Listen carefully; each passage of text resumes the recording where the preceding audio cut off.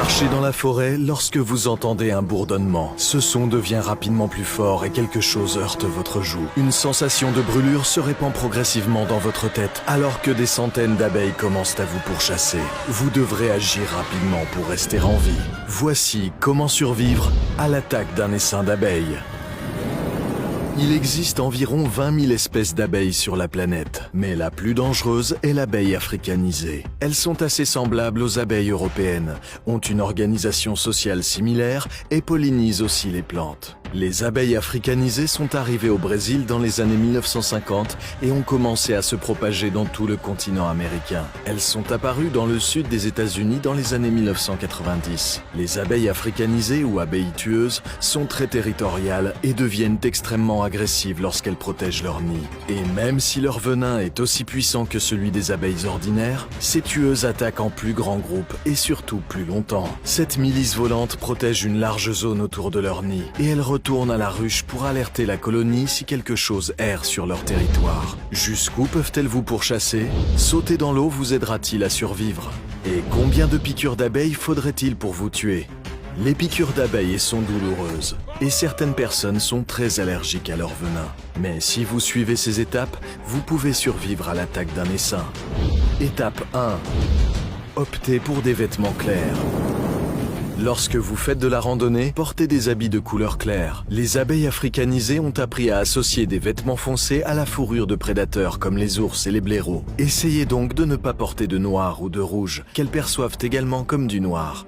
Ces insectes peuvent aussi être attirés par les odeurs. Conservez donc vos aliments dans des contenants fermés et ne portez pas de parfum ou d'eau de cologne puissant. Étape 2. Repérez les signes.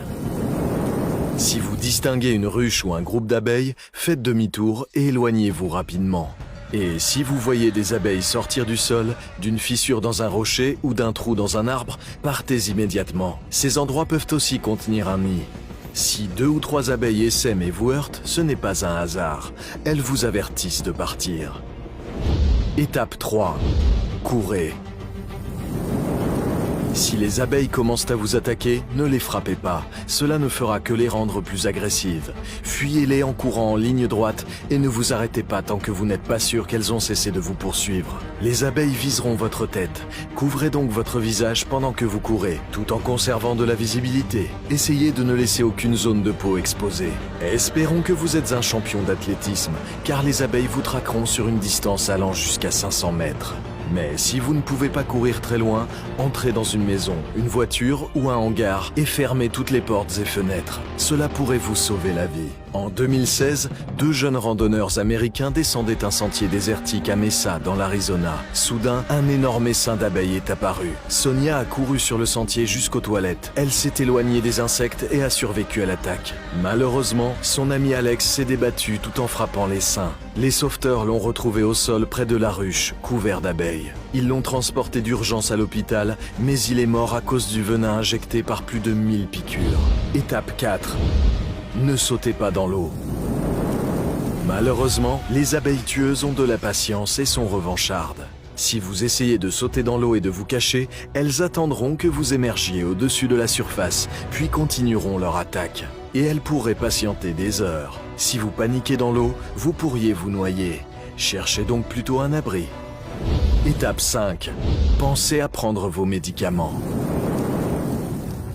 Si vous êtes allergique aux piqûres d'abeilles et que vous vous faites piquer, vous aurez une réaction anaphylactique. Vous pourriez ressentir des démangeaisons, des difficultés respiratoires, un gonflement de la gorge et de la langue, des étourdissements ou même perdre connaissance. Alors emportez de l'épinéphrine avec vous. En cas de piqûre, vous pouvez l'utiliser pour traiter un choc anaphylactique. Mais si vous êtes piqué des centaines de fois, cela pourrait ne pas suffire à vous sauver. Pour les personnes extrêmement sensibles, une seule piqûre peut être mortelle. Étape 6. Allez à l'hôpital.